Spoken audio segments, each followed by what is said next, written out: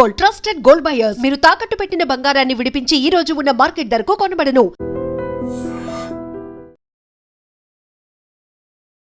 Hello viewers, welcome to iDream media. Kakinada జిల్లా కోటనందూరు మండలం కాకరాపల్లిలో విషాదం చోటు చేసుకుంది. అక్కడ తమ్మయ్య చెరువులో, కాకరాపల్లికి సంబంధించినటువంటి తమ్మయ్య చెరువులో ఒక తల్లి అదే విధంగా బిడ్డ ఇద్దరు కూడా శవమై తేలిన ఆ దృశ్యాలు చూసిన ప్రతి ఒక్కరు కూడా కన్నీరు మిగిలింది. ఎందుకంటే భాగ్యలక్ష్మి అనే మహిళ 3 ఏళ్ల కొడుకుతో పాటు కాకరాపల్లి తమ్మయ్య చెరువులో దూకిన ఘటన ప్రతి ఒక్కరిని కూడా కలిచివేసింది.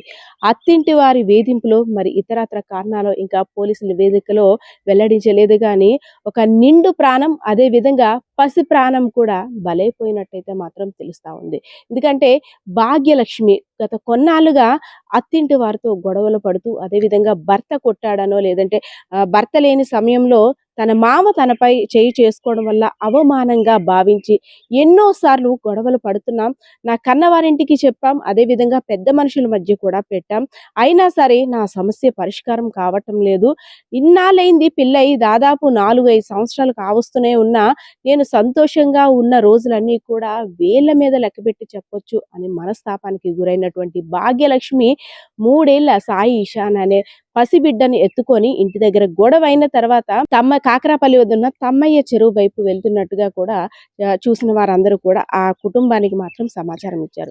మామలు, భర్త, ఆడపడుచులు వీళ్ళందరితో కూడా ఒక గొడవ వాతావరణం జరిగిన తర్వాత బిడ్డను తీసుకుపోయి నా కన్నవారింటికి వెళ్ళిపోతున్నాను అంటూ కూడా వాళ్ళతో చెప్పిన తర్వాత సరే కన్నవారింటికి వెళ్ళిపోతుందేమో, తిరిగి వస్తుంది కదా అనేసి అని ఒక ధీమాని వ్యక్తం చేశారు.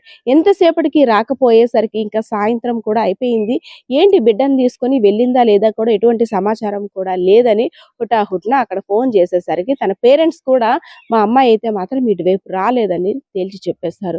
సో అయోమయ పరిస్థితిలో ఉన్నటువంటి ఆ భర్త, అదేవిధంగా అత్త, మామలు, ఆడపడుచులు, కుటుంబ సభ్యులందరూ కూడా ఏదైతే తమ్మయ్య చెరువు దగ్గరికి వెళ్ళి వెతకగా అక్కడికి ఏమీ కూడా ఆనవాళ్ళు కనిపించలేదు. సో ఎక్కడో ఉంటుంది, ఫ్రెండ్ ఇంటి దగ్గర లేదంటే తెలిసిన వాళ్ళ ఇంటి దగ్గర వచ్చేస్తుందిలే అంటూ ధీమాగా ఇంటికి వెళ్ళిపోయారు.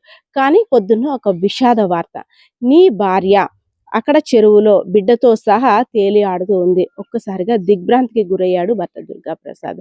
సో అక్కడ వాతావరణం ఎలా ఉందంటే జీవం పోసిన తల్లే తన బిడ్డను కూడా చంపుకున్న పరిస్థితి ఏర్పడిందంటే ఆ తల్లి పడిన మనోవేదన, ఆ తల్లి పడిన ఘర్షణ అసలు ఏ స్థాయిలో ఉందో కూడా అర్థమవుతుంది. తన బిడ్డని విడవలేక గట్టిగా కౌగిలించుకొని ఊపిరిపోయినప్పుడు కూడా నా బిడ్డ నేను ఒకేసారి పోవాలి అనేసి ఆ బిడ్డను అమాంతంగా కౌగిలించుకొని విడలేక వదలలేక ఊపిరిని ఇద్దరు కూడా తల్లి బిడ్డ వదిలేరు. అక్కడ దృశ్యాలు చూసిన వారందరూ కూడా ఆ ఇద్దరు అలా అమాంతంగా కౌగిలించుకుంటే ఆ తల్లి బిడ్డ యొక్క ప్రేమను చెప్తుంటే ప్రతి ఒక్కరు కూడా కన్నీరు వస్తున్నాయి. ఎందుకంటే రీసెంట్గా చూస్తున్నాం, ఏ చిన్న గొడవ అయినా సరే, కొన్ని గొడవలు అయితే ఆత్మహత్య వారు చేసుకోవడంతోనే కాకుండా బిడ్డల ప్రాణాలను కూడా తీసేస్తున్నారు. అసలు ఎంత కష్టపడి ఆ తల్లి ఆ బిడ్డకి జీవం పోస్తుంది చెప్పండి. అల్లారు ముద్దుగా ఆ బుజ్జి మాటలు ఆడుతున్న బిడ్డ ప్రాణం తీయడానికి కూడా ఆ తల్లి వెనకాడలేదు అంటే ఏమో తనకెంత కష్టం వచ్చిందని మరికొంతమంది కూడా అంటున్నారు. సో సమస్య ఏదైనా సరే అటు పెద్ద మనుషుల ద్వారానో, లేదంటే కుటుంబ సభ్యుల ద్వారానో, లేదంటే పోలీసులను ఆశ్రయించో, కోర్టు ద్వారానో ఆ సమస్యకు ఒక సొల్యూషన్ తేల్చుకుంటే సరిపోతుంది కానీ కేవలం ఆత్మహత్య మాత్రమే సమస్యకు పరిష్కారం కాదని ఎన్నో సంఘటనలు చూస్తున్నాం. చాలా సార్లు కూడా మనం డిస్కస్ చేసుకుంటున్నాం. పొద్దున్న లేచిన దగ్గరుండి ఏ వార్తలు చూడాలని ఎక్కడో చోట తల్లితో పాటు బిడ్డలు కూడా ఆత్మహత్య, బిడ్డలను కూడా తీసుకెళ్ళిపోయిన తల్లి, ఆ బిడ్డలకి విషం ఇచ్చి చంపిన తండ్రి. అసలు పిల్లలు ఏం చేస్తున్నారండి? అంటే నోరు వాయలేని పిల్లలను కూడా అలా చంపడానికి వెనకాడట్లేదంటే వారి మనసుని ఎంత కఠినంగా మలుచుకుంటారో కూడా అర్థం అవ్వట్లేదు. సో ఈ పరిస్థితి చూసిన తర్వాత ప్రతి ఒక్కరు కూడా కంట కన్నీరే కార్చారు. ఎందుకంటే అభం శుభం తెలియని 3 ఏళ్ల చిన్నారి సాయి ఇంకా పెద్ద అయిన తర్వాత మంచి భవిష్యత్తును చూడాల్సినటువంటి బిడ్డను కూడా తనతో పాటు తీసుకువెళ్ళి అసలు ఎంత క్రూరంగా ఆలోచించావు తల్లి, ఆ బిడ్డ ఊపిరి ఆడకుండా గిలగిలా కొట్టుకుంటే నీ ప్రాణం ఎలా వచ్చింది తల్లి, నీ ప్రాణం ఎలా ఊరుకుంది తల్లి అంటూ కూడా అక్కడ ఎవరైతే భాగ్యలక్ష్మి ఉన్నారో తన మృతదేహాన్ని, బిడ్డ మృతదేహాన్ని చూసిన వారు అందరూ కూడా అనుకుంటున్న పరిస్థితి అయితే కనిపిస్తుంది. కుటుంబ కలహాల కారణంగానే భాగ్యలక్ష్మి ఆత్మహత్య చేసుకుందంటూ కుటుంబ సభ్యులు పోలీసులకైతే మాత్రం ఫిర్యాదు చేశారు.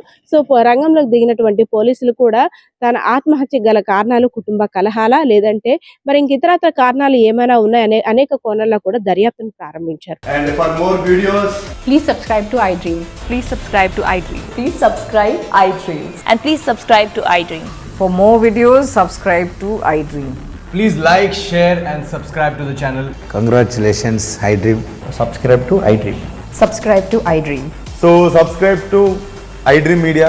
iDream की iDream team अंदर की huge congratulations. Please subscribe iDream Media. Please subscribe to iDream. Subscribe iDream. Please subscribe to iDream. iDream అంటే నా కళల ఛానల్ను సబ్స్క్రైబ్ చేసుకున్న నోరు తిరుగుతలేదు, మీరైతే గంట గుర్తు కొట్టండి. For more such videos, please subscribe to iDream. Subscribe to iDream. Please subscribe to iDream. Please subscribe iDream Media. Please do subscribe to iDream. Please subscribe to iDream Media. For best entertainment and information, please subscribe iDream. And don't forget to subscribe to iDream.